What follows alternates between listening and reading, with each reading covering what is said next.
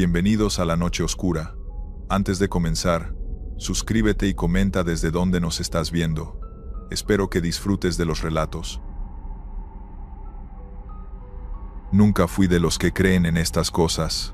Mi papá era mecánico y me enseñó desde chico que los carros fallan por razones concretas, que el motor hace ruido porque algo está mal, no porque algo ande, que si te quedas varado en carretera, es por falta de mantenimiento, no por mala suerte, ni por lugares malditos, ni por ninguna de esas historias que cuenta la gente para explicar lo que no entiende.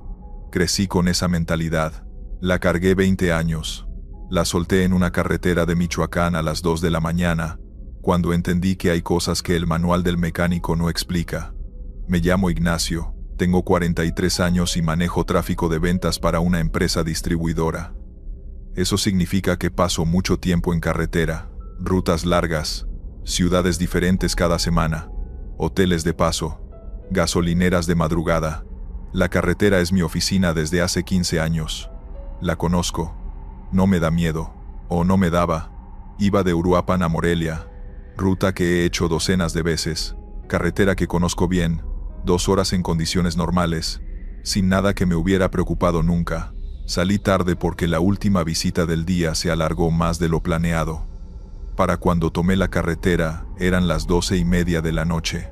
Calculé llegar a Morelia antes de las 3, dormir, levantarme. Primera visita a las 9. Rutina normal. La primera hora, sin novedad. Carretera libre.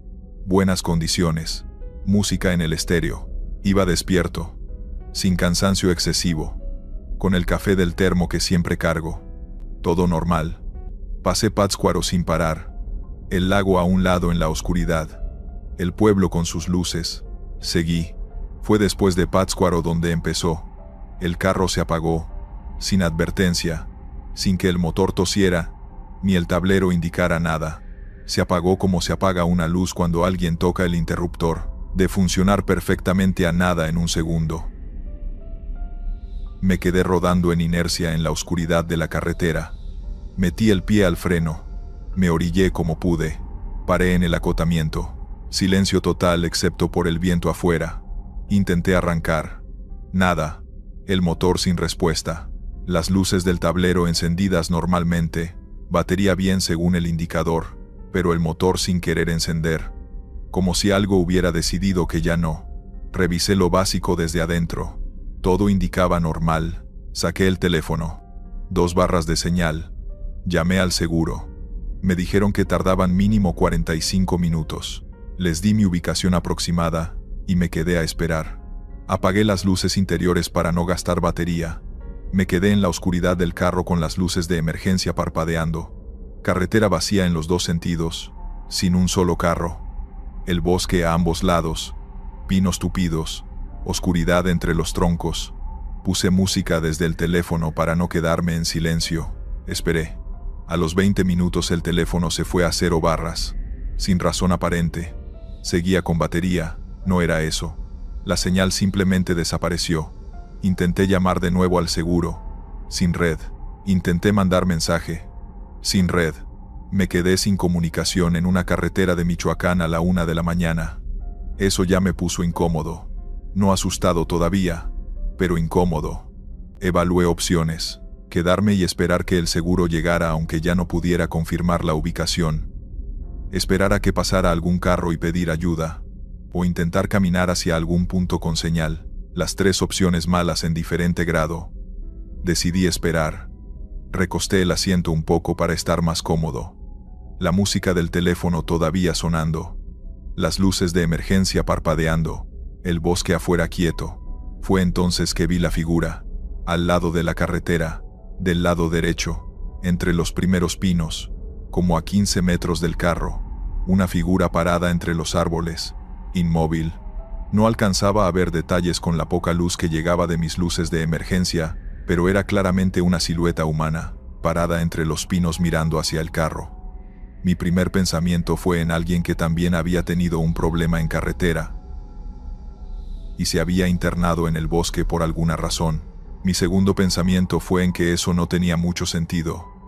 Mi tercer pensamiento fue en no bajarme del carro por nada, La figura no se movió, completamente estática entre los árboles. El parpadeo naranja de mis luces de emergencia iluminándola cada segundo y medio, lo suficiente para confirmar que seguía ahí, pero no lo suficiente para ver qué era exactamente. Estuve así como 10 minutos. La figura sin moverse. Yo sin moverme. El carro entre los dos. Intenté el teléfono otra vez. Señal. Una barra pero señal. Llamé al seguro rápido antes de que se fuera otra vez. Confirmaron que venían en camino, que en 20 minutos llegaban. Colgué.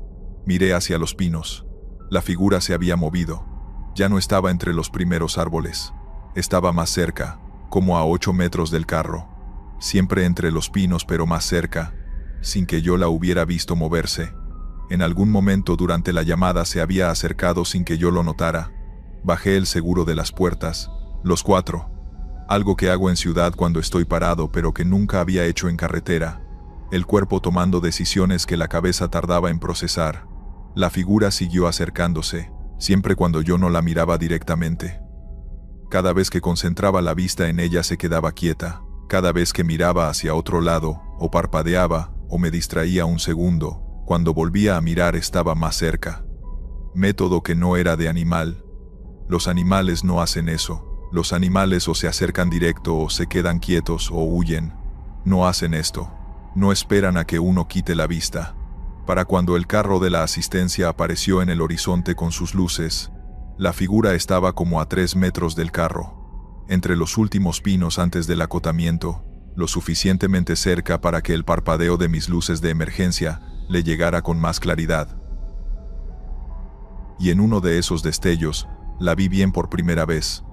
Era una mujer, o tenía forma de mujer, alta, delgada, pelo largo oscuro, ropa que no distinguí bien, parada completamente erguida entre los últimos árboles, y lo que me heló, lo que todavía no puedo quitarme de la cabeza 2 años después, fue la postura, perfectamente recta, los brazos a los lados, sin la postura natural de ninguna persona que está parada en un lugar por voluntad propia, sin el peso distribuido como lo distribuye la gente cuando está parada, recta como si fuera un poste, como si la posición no le costara ningún esfuerzo, porque no había ningún esfuerzo que costara.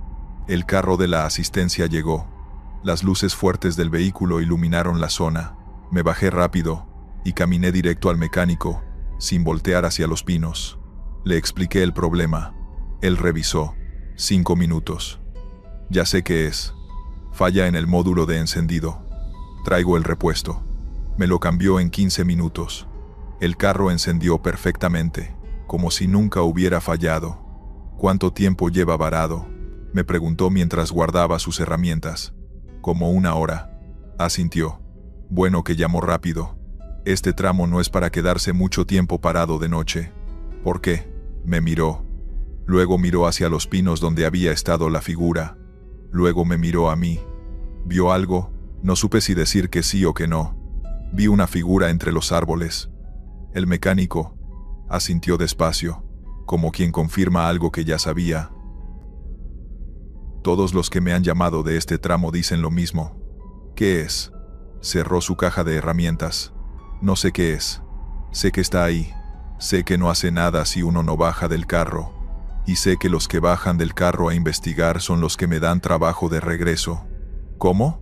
Que los que bajan del carro son a los que tengo que venir a recoger después. Al carro. Pausa. Solo al carro. Me fui a Morelia sin parar. Llegué a las 3:30. Me metí al cuarto del hotel y no salí hasta las 8 de la mañana. Desde entonces, cuando se me hace tarde y tengo que hacer ese tramo de noche, lo hago sin música, sin distracciones, sin parar por nada. Y si el carro falla en ese tramo, que Dios no lo quiera, no me bajo. No importa cuánto tarde el seguro, no me bajo. Porque aprendí que hay cosas en ese bosque que esperan que uno baje, que se acercan despacio, cuando uno no mira, calculando el momento. Y que la única razón por la que llegué a Morelia esa noche, y no me quedé en ese tramo de carretera como advertencia para el siguiente, fue que me quedé adentro del carro, y que el seguro llegó a tiempo, y que la figura entre los pinos, cualquier cosa que fuera, nunca cruzó el acotamiento. Esa noche no. Continuamos con la segunda historia. Me llamo Carlos Dueñas y manejo pipas de agua, no tráileres de carga, no autobuses, pipas, esas que ves repartiendo agua por las colonias que no tienen servicio o llenando tinacos en las azoteas. Llevo 8 años en esto, y es trabajo que a la mayoría le parece aburrido, pero a mí me acomoda. Rutas fijas, horarios conocidos, sin el estrés de entregar mercancía urgente, ni de cumplir tiempos imposibles, salvo las noches que me mandan a rutas largas de reabastecimiento. Esas sí pueden ponerse raras, y una en particular se puso más que rara. Esto pasó hace como 1 año y medio. Me tocó cubrir la ruta de un compañero que se había enfermado. Ruta nocturna, salida de la planta a las 10 de la noche. Reabastecimiento en 3 puntos a lo largo de una carretera federal en Hidalgo. Regreso de madrugada, ruta que yo no conocía porque no era la mía, pero que en el papel se veía sencilla. GPS, instrucciones del compañero por WhatsApp, tanque lleno. ¿Qué podía salir mal? Salí puntual, la pipa cargada, música puesta, café en el portavasos. Las primeras 2 horas sin bronca. Primer punto de entrega, sin problema. Segundo punto, igual, para las 2 de la mañana iba bien en tiempo y bien de ánimo. El tercer punto era el más lejano, en una comunidad pequeña por un camino que se desviaba de la federal unos 12 kilómetros. Mi compañero me había dicho en el WhatsApp que tuviera cuidado con ese desvío, porque el camino estaba medio feo, pero que en pipa grande sí pasaba si iba despacio. Tomé el desvío, terracería, como había dicho el compañero. Iba despacio, con cuidado. La pipa brincando en los baches pero aguantando.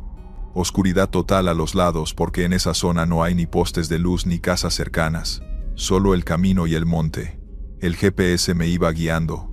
Todo bien hasta que a los 6 kilómetros el GPS me dijo que doblara a la derecha en una brecha que yo no vi. Reduje, busqué la brecha, no la encontré. Le di vueltas al GPS. Recalculó. Me mandó 100 metros adelante y vuelta a la derecha. Fui. Tampoco había nada. Solo monte. Paré. Le marqué a mi compañero. Las 2:20 de la mañana. El hombre contestó con voz de dormido obvio. Le expliqué dónde estaba. Me dijo que el GPS a veces se confundía en esa zona. Y me dio indicaciones de memoria. Que siguiera derecho otros 3 kilómetros. Que iba a ver una antena de luz parpadeando a lo lejos. Que esa antena estaba justo encima de la comunidad. Que no fallaba. Le agradecí y colgué. Seguí derecho, 3 kilómetros despacio por la terracería. Busqué la antena. Y ahí estaba, exactamente como había dicho mi compañero. Una luz roja parpadeando en lo alto, como a 2 kilómetros de donde yo estaba. Me orienté hacia allá, y encontré el camino correcto. 10 minutos después, llegué a la comunidad. Hice la entrega. El encargado del depósito, un señor mayor que me esperaba aunque fuera las 3 de la mañana, porque así funciona eso, firmó el recibo. Le agradecí, me deseó buen camino y arranqué de regreso. Aquí es donde empieza lo que vengo a contar. De regreso tomé el mismo camino de terracería, 12 kilómetros de vuelta a la federal, los primeros 4 sin nada raro. La pipa ya vacía brincaba más en los baches pero iba bien. Y entonces los faros alumbraron algo en el camino. Un perro, parado a media terracería, viéndome de frente. Frené despacio para no espantarlo. El perro no se movió. Me detuve como a 10 metros de él. Lo alumbré bien. Perro grande, color café oscuro, sin collar, flaco pero no de los que dan lástima, de los que son flacos de naturaleza. Y lo raro, lo primero que me llamó la atención, es que sus ojos no reflejaron la luz de mis faros. Los ojos de los perros siempre reflejan ese brillo verde o amarillo que tienen de noche cuando les pega la luz. Este perro no tenía nada. Los ojos negros, sin reflejo, como 2 agujeros. Lo chisté. Nada. Toqué el claxon suave. Nada. El perro parado en el camino viéndome sin moverse. Le eché un poco más los faros. Siguió sin moverse. Órale pues, dije en voz alta aunque no hubiera nadie que me escuchara. Toqué el claxon más fuerte. El perro se movió. Pero no se quitó del camino. Se sentó, ahí mismo, en medio del camino. Se sentó y siguió mirando hacia la pipa. No me gustó eso. Un perro que se sienta cuando lo asustan no es comportamiento normal. Los perros de rancho, cuando les tocas el claxon, salen corriendo o se quedan parados, pero no se sientan. Se sientan los perros entrenados, y en un camino de terracería a las 3 de la mañana en el monte de Hidalgo, no había ningún perro entrenado. Decidí rodear. El camino era suficientemente ancho para pasar a un lado si yo me orillaba bien. Maniobré despacio. Muy despacio, porque la orilla de ese camino no era de fiar en la oscuridad. Pasé junto al perro a como 1,5 metros, y al pasar junto a él, hice algo que en retrospectiva hubiera preferido no hacer. Lo miré por la ventana. El perro me devolvió la mirada, y en ese segundo, con el perro a 1,5 metros de mi ventana, y los faros de la pipa iluminando la escena desde atrás, vi que el perro no respiraba. No es algo que uno note normalmente en un perro, pero en ese momento, con el frío de la madrugada haciendo vapor con cada respiración, el aire alrededor del perro estaba limpio, sin el vapor mínimo que sale de cualquier ser vivo cuando respira de noche con frío.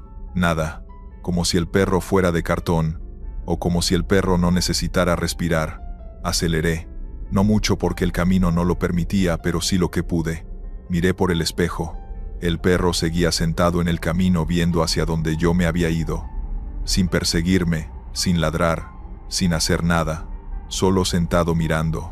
Manejé los 8 kilómetros que quedaban de terracería sin quitar los ojos del camino y sin mirar por el espejo más de lo necesario. Cuando llegué a la Federal respiré. Asfalto, señalización, un tráiler en el sentido contrario, civilización. Aceleré hacia el norte de regreso a la planta. Llevaba como 20 minutos en la Federal cuando lo vi otra vez. El perro, parado en el acotamiento de la Federal, el mismo perro café oscuro, del mismo tamaño, a 200 kilómetros por hora de donde lo había dejado sentado en la terracería. Imposible, matemáticamente imposible que fuera el mismo, pero era el mismo. No había manera de confundirlo. El tamaño, el color, la manera de pararse. Y cuando mis faros lo iluminaron al pasar junto a él, los ojos negros sin reflejo me confirmaron lo que yo ya sabía y no quería saber. El mismo perro. No frené, pasé de largo. Miré por el espejo. El perro parado en el acotamiento viendo alejarse la pipa. Igual que antes, sin moverse, sin ladrar, sin hacer nada más que mirar. Llegué a la planta a las 4:20. El velador de la entrada me abrió el portón. Me estacioné. Me bajé. Me senté en las escaleras de la oficina un momento antes de entrar a hacer el papeleo del turno. Las piernas un poco flojas todavía. El velador se asomó. ¿Todo bien? Sí. Ruta larga. ¿Pasó algo? Lo pensé. Vi un perro raro en el camino. El velador, que era hombre de campo de esos que han vivido en monte toda la vida antes de agarrar trabajo en ciudad, me miró diferente. Raro como, sin reflejo en los ojos. Y lo vi 2 veces, en la terracería y luego en la Federal. Imposible que fuera el mismo, pero era el mismo. El velador se quedó callado un momento. Luego preguntó, ¿le hizo algo? ¿Se le acercó? ¿Lo siguió? No, solo miraba. El hombre asintió despacio, con ese asentimiento de quien confirma algo que ya sabía. ¿Usted sabe qué era? Le pregunté. No sé qué era exactamente, pero sé lo que hacen. ¿Qué hacen? Checan. Lo miré. ¿Checan qué? A los que pasan, a los que entran a esas zonas de noche. Los checan para ver si traen algo que no deben, o si van a algún lugar que no deben, como revisión. Y si uno trae algo que no debe, el velador me miró directo. Pues que no trae. Por eso está usted aquí sentado en esas escaleras, y no en algún lado del camino donde nadie lo hubiera encontrado hasta el día siguiente. Entró a su caseta. No dormí bien ese día. Le conté a mi compañero, al que había cubierto, cuando lo vi de regreso en la planta. Me escuchó con una cara que me dijo que él sabía de qué hablaba. Al final, me preguntó si el perro se había quedado en el camino, o me había seguido. Le dije que se había quedado. Bien, dijo. Cuando se quedan nomás mirando es que pasaste la revisión. Los problemas son cuando siguen. No pregunté qué problemas. No quise saber. Desde ese día, cuando me tocan rutas nocturnas en esa zona de Hidalgo, voy con todo en orden, documentos al corriente, pipa revisada, sin nada que no deba llevar, sin desvíos que no estén en la ruta asignada, no porque crea que un perro me va a detener en carretera, sino porque hay algo en la manera en que esos ojos negros me miraron aquella noche que me convenció de que fuera lo que estaba haciendo esa revisión. Prefiero siempre pasar sin problema, prefiero llegar a la planta a las 4 de la mañana con las piernas flojas y sentarme en esas escaleras a procesar lo que vi, a la alternativa, que según el velador de campo, que ha vivido en monte toda la vida y que sabe más de lo que dice, no es una alternativa que uno quiera conocer. Vamos con la tercera historia. Me llamo Fernanda Ríos y soy enfermera. Lo que voy a contar, no se lo he dicho a ningún compañero de trabajo, porque en un hospital la línea entre estar bien y que te manden a evaluación psicológica es delgada, y yo no quiero cruzarla. Pero necesito contarlo, necesito que alguien más lo sepa, aunque sea uno. Iba de Monterrey a Saltillo, ruta que hago cada 15 días para visitar a mis papás. 2 horas de carretera, la conozco de memoria, la he hecho cientos de veces de día y de noche. Sin historia, sin nada que me hubiera pasado nunca en ese trayecto. Esa noche salí tarde del hospital porque el turno se extendió. Para cuando tomé la carretera eran las 11:40. Normal para mí, el turno nocturno te quita el miedo a las horas raras. Todo bien, hasta el kilómetro que pasa por el tramo del cañón. Ahí la carretera se mete entre paredes de roca a los 2 lados, y por unos 3 kilómetros no hay nada más que el asfalto, las paredes de piedra y el cielo arriba. De día es bonito, de noche es un tubo oscuro. Siempre lo paso rápido porque no me gusta la sensación de encierro. Esa noche igual, aceleré un poco para salir pronto. Fue dentro del cañón donde la vi, parada en el acotamiento, mujer, de espaldas a mí, mirando la pared de roca, pelo largo, vestido blanco, descalza en el asfalto del cañón a las 12 de la noche. Pasé junto a ella sin detenerme porque algo en mi estómago dijo que no. Algo que no fue pensamiento sino reflejo. Miré por el espejo retrovisor.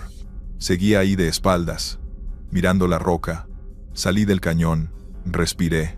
Seguí hacia Saltillo. Intenté convencerme de que era alguien que había tenido un accidente o que estaba mal, que debería haberme detenido, que era enfermera, y si alguien necesitaba ayuda, era mi obligación parar. Me peleé conmigo misma 5 minutos. Al final gané el lado que decía que no. Seguí. 20 minutos después, ya cerca de Saltillo, el teléfono sonó. Número desconocido. Contesté con el manos libres. Bueno, silencio.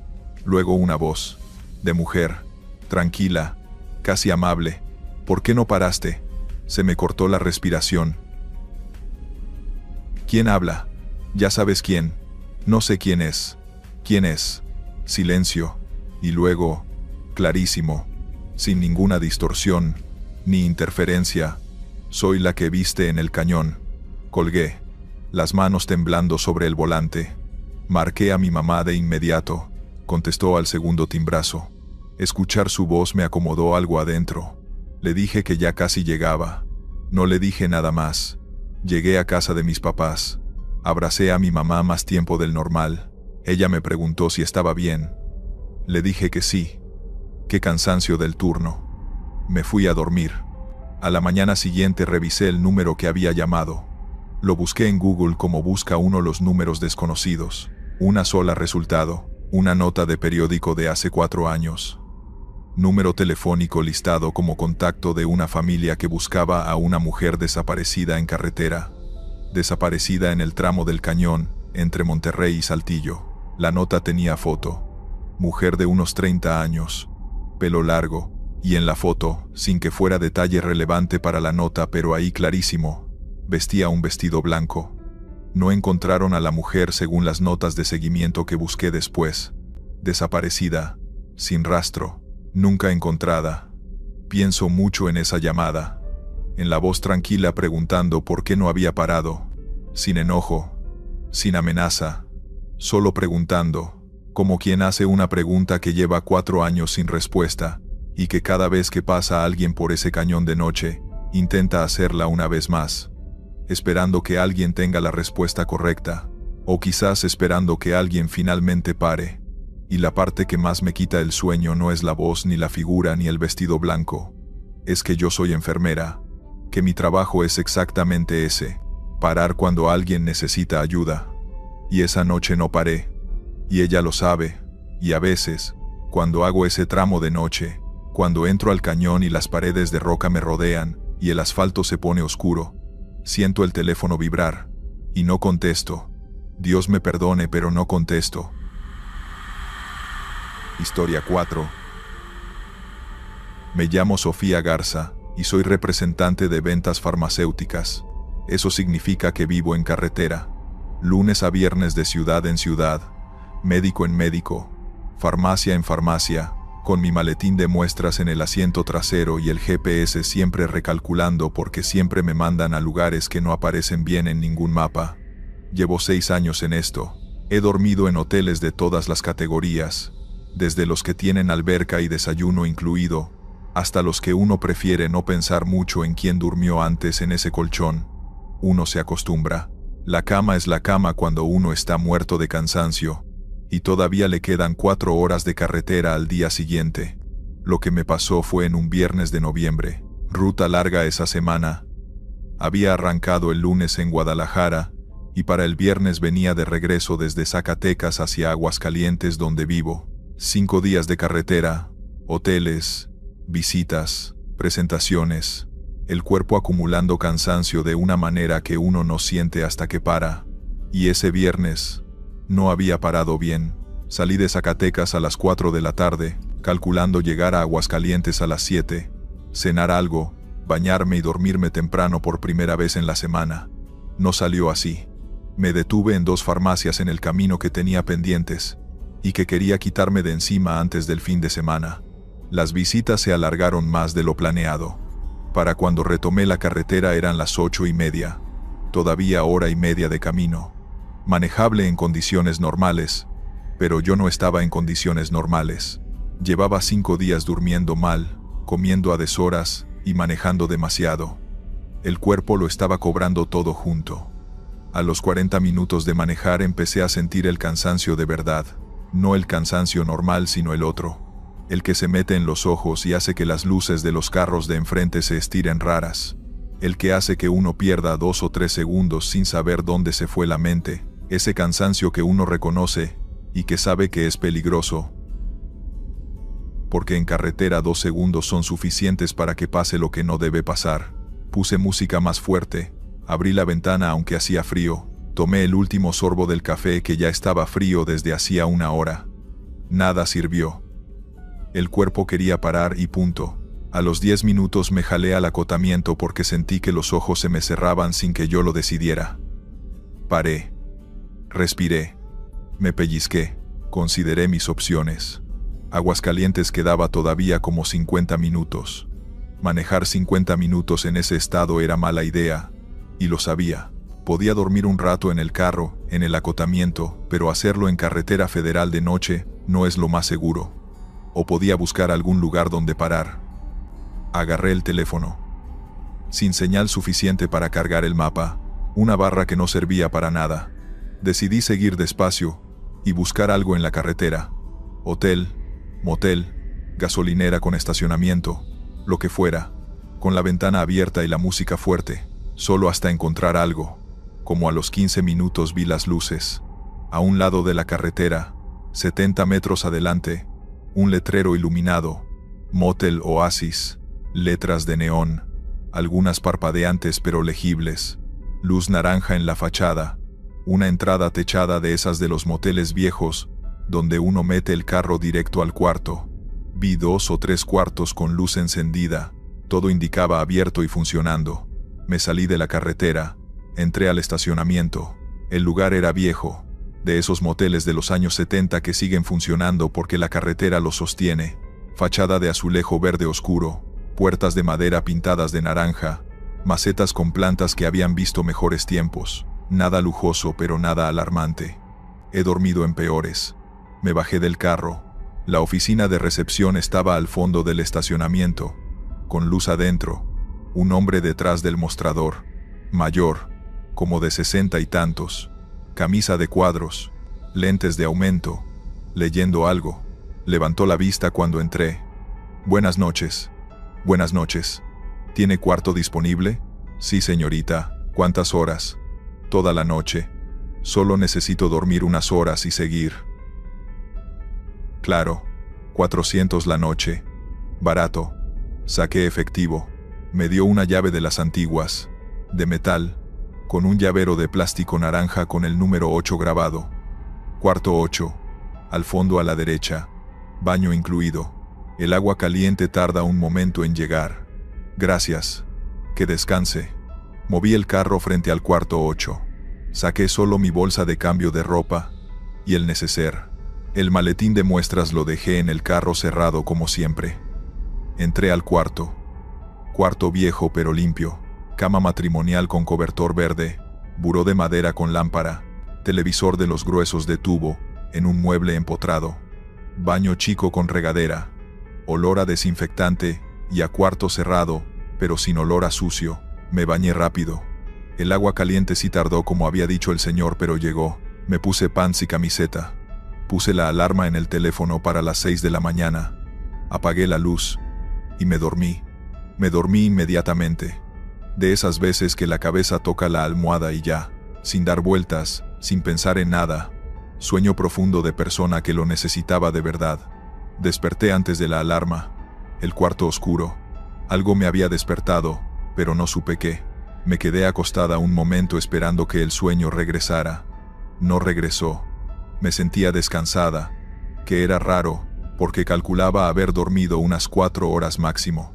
El cuerpo sintiéndose mejor pero la cabeza despierta. Prendí la lámpara del buró. No prendió. Le di varias veces al switch. Nada. Agarré el teléfono para ver la hora. Las 5:47. Y aproveché la luz de la pantalla para mirar hacia el switch de la pared. Caminé hacia él. Lo prendí. Nada. Sin luz en el cuarto. Alumbré con el teléfono hacia el techo. El foco estaba, pero algo en la instalación no funcionaba. Alumbré hacia la televisión. El cable estaba desconectado, colgando de atrás del mueble hacia la pared donde no había ninguna toma de corriente, solo la pared. Me llamó la atención, pero lo atribuí a instalación vieja con problemas. Abrí la cortina para que entrara la luz del amanecer, y fue cuando abrí la cortina que algo no cuadró. Afuera estaba claro, no de amanecer sino de día ya con luz. Las 6 de la mañana en noviembre, en esa zona todavía está oscuro. Miré el teléfono otra vez. Las 5:47, pero afuera había luz de media mañana, como de las 9 o las 10. Eso no tenía sentido. Miré hacia el estacionamiento por la ventana.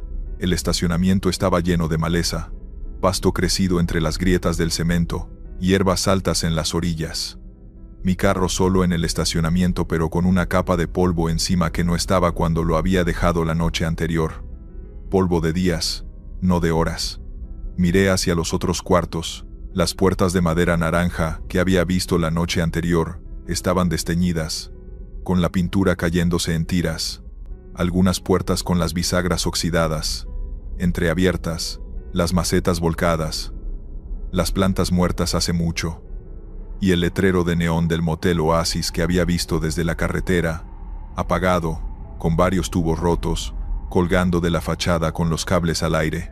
Me quedé parada en el cuarto sin moverme, procesando lo que veían mis ojos.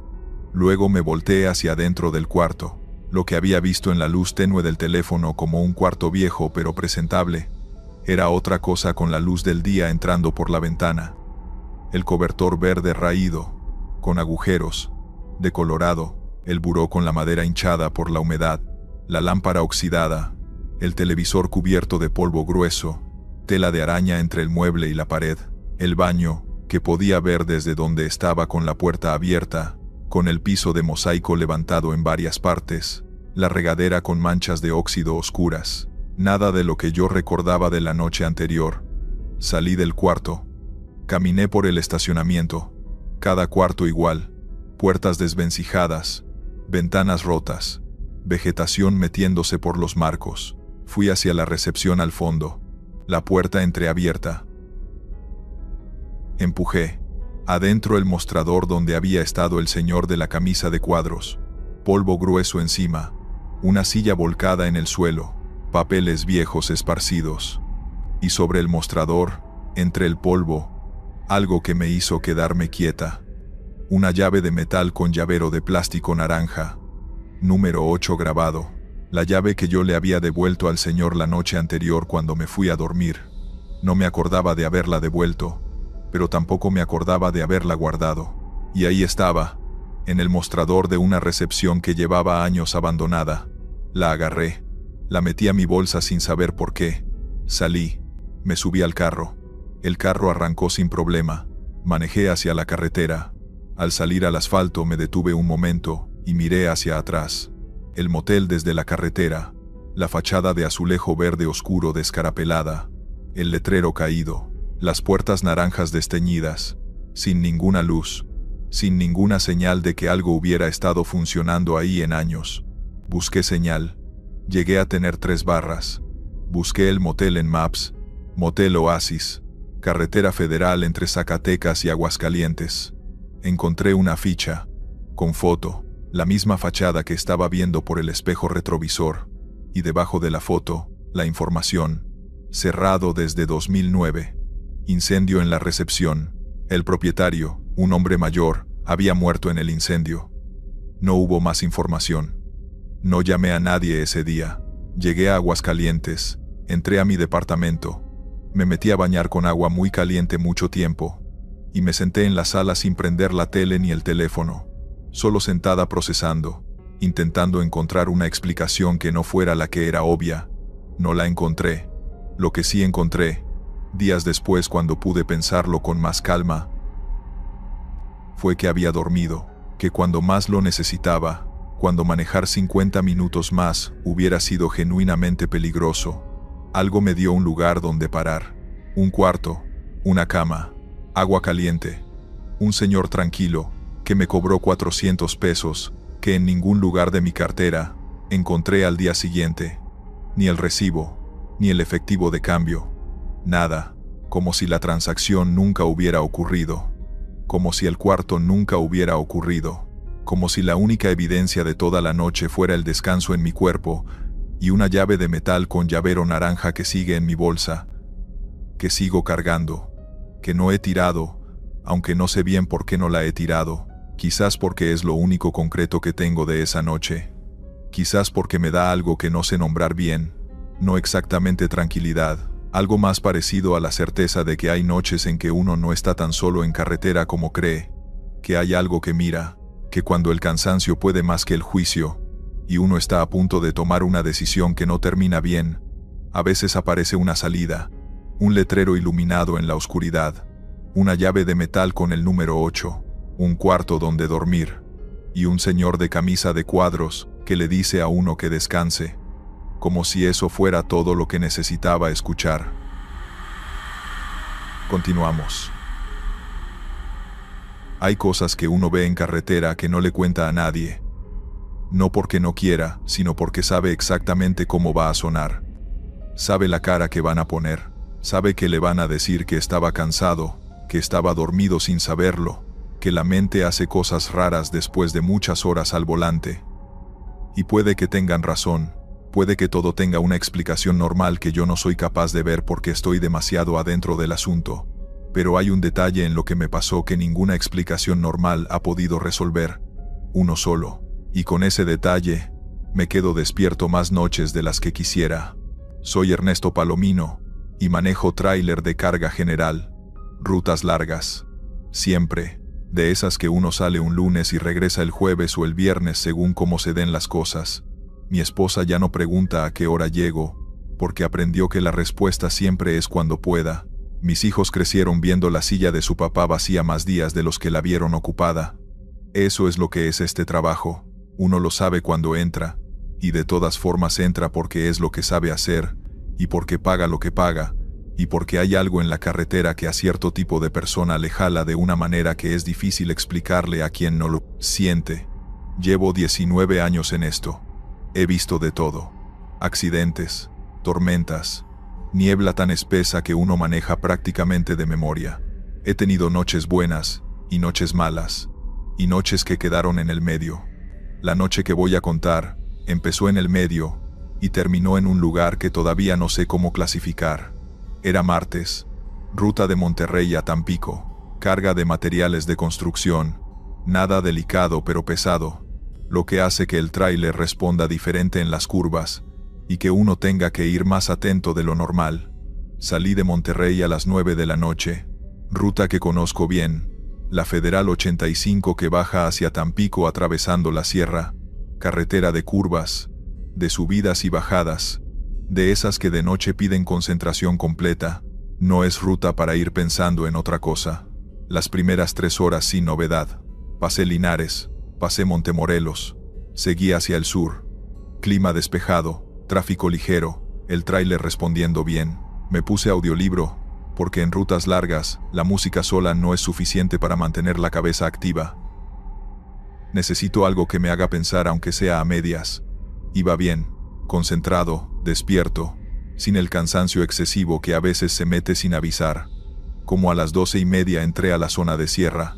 Ahí la carretera cambia, las curvas se cierran, la oscuridad entre los cerros es diferente a la oscuridad de llanura, y el tráfico se vuelve casi inexistente.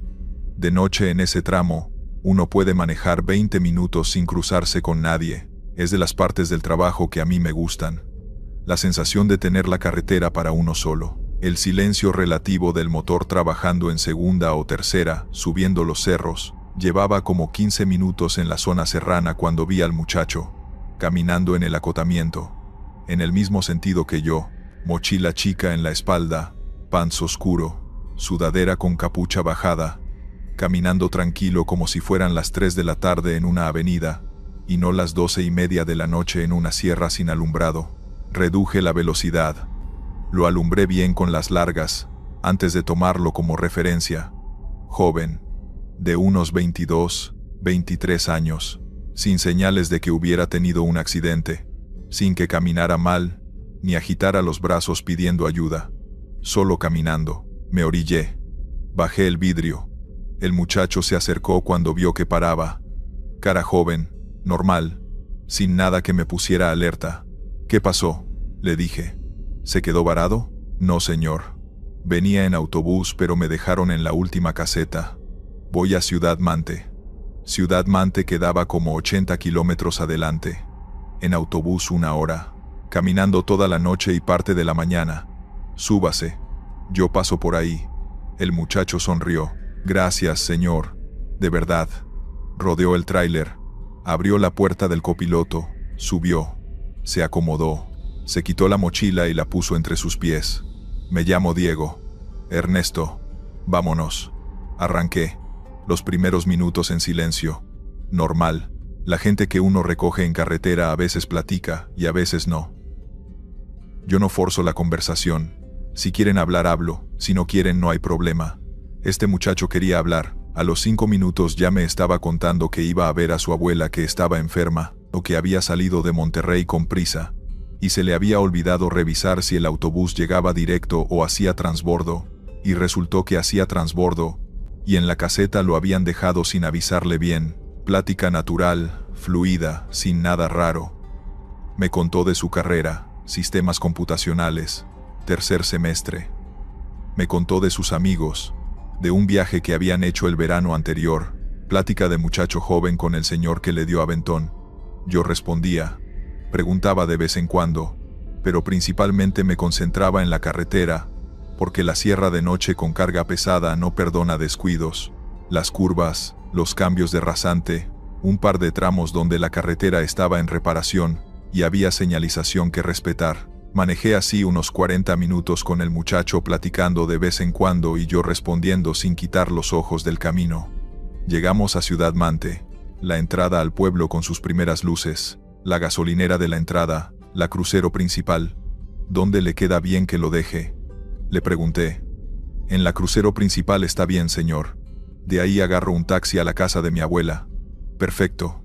Me orillé en la crucero. Área iluminada. Una tienda abierta. Un par de carros. Buena zona para bajarse. Paré. Llegamos, Diego. Nada. Oye, ya llegamos.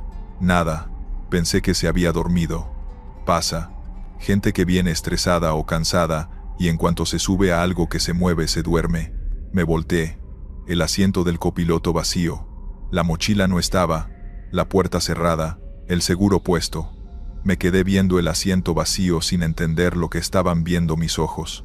Me volteé completamente hacia atrás por si se hubiera pasado al espacio detrás de los asientos donde a veces los traileros guardan cosas o duermen. Vacío.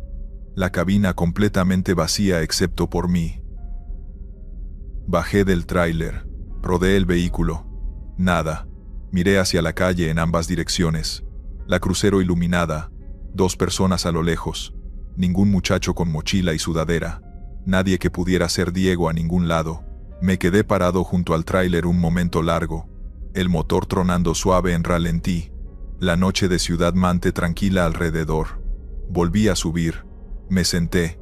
Miré el asiento del copiloto. Y fue entonces cuando vi el detalle.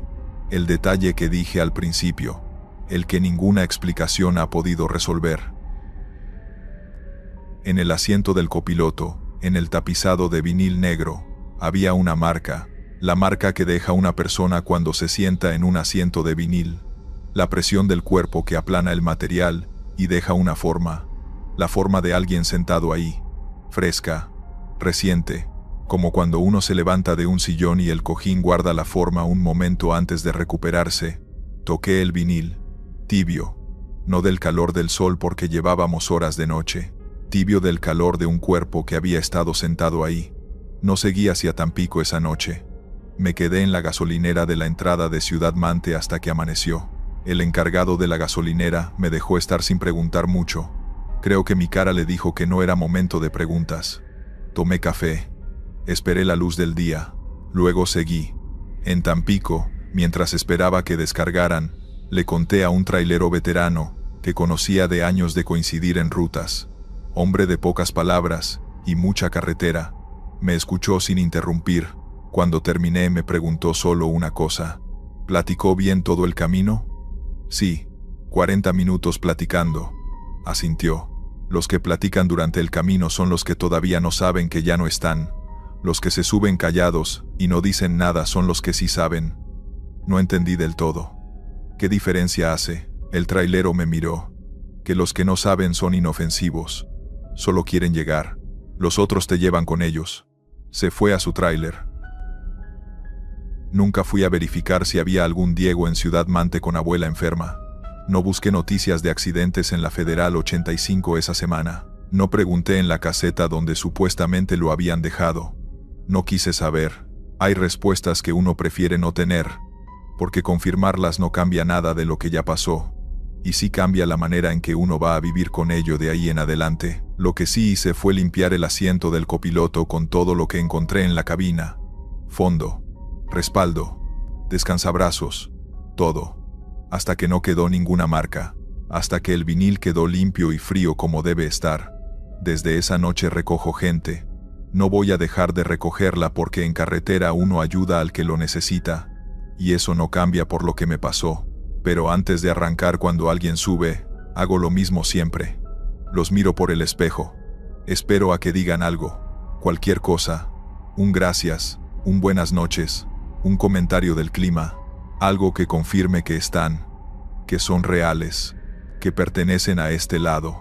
Y en 40 minutos de plática en la sierra de noche, ese muchacho llamado Diego dijo muchas cosas, muchas. Me habló de su carrera, de sus amigos, de su abuela, de un viaje de verano. Y en ningún momento, en 40 minutos completos de conversación, me dijo cómo se llamaba su abuela, ni en qué colonia vivía, ni cuál era su enfermedad. Nada específico de a dónde iba exactamente. Solo que iba a Ciudad Mante. Solo que necesitaba llegar. Como si eso fuera todo lo que importaba. Llegar. Llegar aunque fuera así. Llegar de cualquier manera. Llegar. Continuamos. Voy a contar esto una sola vez. Después de hoy no lo vuelvo a contar. Lo he cargado 3 años solo, y lo único que quiero es dejarlo escrito en algún lado, y ya, que exista en algún lugar fuera de mi cabeza, que alguien más lo sepa, aunque no me conozca, aunque no pueda verificar nada de lo que digo. Necesito sacarlo. Aquí va. Manejo tráiler. Me llamo Rogelio Fuentes y tengo 41 años. Eso es todo lo que voy a decir de mí, porque lo que importa no soy yo, sino lo que pasó en una carretera de Veracruz hace 3 años, una noche de octubre que no se me va a ir nunca. Iba de Xalapa a Veracruz, ruta corta, menos de 2 horas. La he hecho cientos de veces. Salí tarde porque la carga se retrasó en el origen, y para cuando tomé la carretera, ya eran las 11 de la noche. Sin problema, esa ruta de noche la conozco perfectamente. Cada curva, cada bajada, cada tramo donde hay que tener cuidado, porque el asfalto se pone traicionero cuando hay humedad. Y en Veracruz siempre hay humedad. Iba bien, descansado, concentrado, sin apuros. La carga era urgente, pero urgente de las que llegan a las 6 de la mañana, no de las que llegan a medianoche. Tenía tiempo. Iba a mi ritmo. Música norteña bajita. La ventana abierta un poco porque me gusta el aire frío de esa sierra de noche. El café del termo todavía caliente. Una de esas noches que empiezan bien y que uno agradece después de semanas de rutas complicadas. Como a las 11:40, entré al tramo más serrano de la ruta, el que baja hacia el puerto con esas curvas pronunciadas que de noche piden toda la atención. Bajé la velocidad, metí una velocidad menos. El tráiler acomodándose al descenso con el freno motor. Rutina, cuerpo en automático después de 16 años haciendo lo mismo. El teléfono sonó. Manos libres conectado al estéreo del tráiler como siempre. Cuando suena una llamada, la música se corta y sale el tono por los bocinas. Vi en la pantalla del estéreo que decía, número desconocido. Normal. Clientes, despachadores, gente que llama desde teléfonos de empresa que no tengo guardados. Contesté. Bueno, silencio. No el silencio de mala señal ni el ruido de fondo de una llamada con interferencia. Silencio limpio, como de línea abierta pero sin nadie del otro lado. Bueno, ¿quién habla? Nada. Iba a colgar, el dedo ya en el botón del volante para cortar la llamada. Y entonces habló mi propia voz. No parecida a mi voz. No una voz similar. Mi voz. Exacta. El tono. El acento veracruzano que tengo, aunque llevo años fuera. La manera en que pronuncio ciertas palabras con una pequeña muletilla que mi esposa siempre me señala. Mi voz completa saliendo de las bocinas del tráiler. Dijo 4 palabras. Solo 4. Despacio. Clarísimas. Sin interferencia. Sin distorsión. Como si me estuviera hablando desde el asiento de al lado. No tomes la siguiente curva. Se me fue el pie del acelerador sin que yo lo decidiera. El tráiler bajando la velocidad solo por la pérdida de potencia. Mi cabeza procesando lo que acababa de escuchar y no encontrando ningún lugar donde ponerlo. Mi propia voz, diciéndome que no tomara la siguiente curva. La siguiente curva la conozco. Curva cerrada hacia la izquierda, pronunciada, con barranco del lado derecho y cerro del lado izquierdo. De las curvas que uno toma bien o le va mal, la he tomado 100 veces. Sé exactamente cómo entrar, dónde frenar, a qué velocidad salir. No tomes la siguiente curva. Mi velocidad para ese momento ya era baja. El proceso automático de bajar velocidad antes de la curva que había activado, sin pensar desde que entré al tramo serrano. Pero ahora la bajé más. Sin razón técnica, sin que el tráiler ni la carga ni la carretera me lo pidieran. La bajé porque una voz que era la mía me había dicho que no tomara esa curva. Y aunque no entendía nada de lo que estaba pasando, el cuerpo obedeció antes que la cabeza. Reduje a 40, 30, el tráiler casi al mínimo en esa bajada. Llegué a la entrada de la curva. Las luces aparecieron. De frente, dentro de la curva, luces altas, de vehículo grande, invadiendo mi carril completamente. Un tráiler, o un autobús, o algo del mismo tamaño viniendo de frente dentro de mi curva a una velocidad que no correspondía con ese tramo. Metí freno. Todo el freno que tenía. El tráiler chirriando. La carga golpeando contra los tensores. El cuerpo jalándome hacia adelante contra el cinturón. Me orillé lo más que pude hacia la derecha, hacia la orilla de la carretera, hacia el lugar donde empieza el barranco. Orillé hasta donde el instinto de no caer al barranco me dejó orillarse. El otro vehículo pasó rozando de verdad. Escuché el metal, un golpe seco en el espejo lateral izquierdo que salió volando, el aire desplazado por la masa del otro vehículo sacudiendo el tráiler, y luego el otro vehículo desapareciendo en la curva hacia arriba sin frenar, sin detenerse, sin ninguna señal de que el conductor supiera o le importara lo que acababa de pasar. Me detuve en el acotamiento, el tráiler parado en diagonal, medio en el carril, medio en la orilla, el barranco a 3 metros de mis llantas derechas. 3 metros. Apagué el motor. Me quedé sentado en silencio absoluto, el corazón no acelerado sino detenido. Esa sensación de que el corazón hace una pausa larga antes de volver a arrancar. Revisé el espejo lateral izquierdo, arrancado de la base, el brazo del espejo doblado contra la cabina. Daño real, metal real. No fue sueño ni alucinación. Algo enorme pasó rozando a centímetros de mi cabina. Y si yo hubiera ido 10 kilómetros por hora más rápido, si hubiera entrado a esa curva a mi velocidad normal, si no hubiera bajado la velocidad antes de llegar, ese algo me hubiera llevado de frente. Estuve parado en ese acotamiento 45 minutos. Sé el tiempo exacto, porque lo vi en el reloj del tablero, cuando entré a la curva, y lo vi cuando finalmente arranqué. 45 minutos sentado en la oscuridad de ese acotamiento con el barranco a 3 metros, y el espejo arrancado y la adrenalina bajando muy despacio. Revisé el teléfono. La llamada estaba en el registro. Número desconocido. Duración: 8 segundos. 8 segundos de llamada de un número desconocido de donde salió mi propia voz diciéndome 4 palabras. Marqué al número. No existe. El operador automático diciendo que el número marcado no existe. No fuera de servicio. No apagado. No existe. Le marqué a mi esposa. Contestó adormilada. Las 12 de la noche. ¿Qué pasó? No supe qué decirle. ¿Estás bien? Sí. Solo quería escucharte. Silencio breve. Rogelio. ¿Qué pasó? Casi me lleva un tráiler en la curva del descenso. Escuché cómo se sentaba en la cama. ¿Estás bien? Sí. El espejo nada más. Dios mío. Estoy bien. Duérmete. Mañana te cuento. ¿Seguro? Seguro. Colgué. No le conté lo de la llamada esa noche.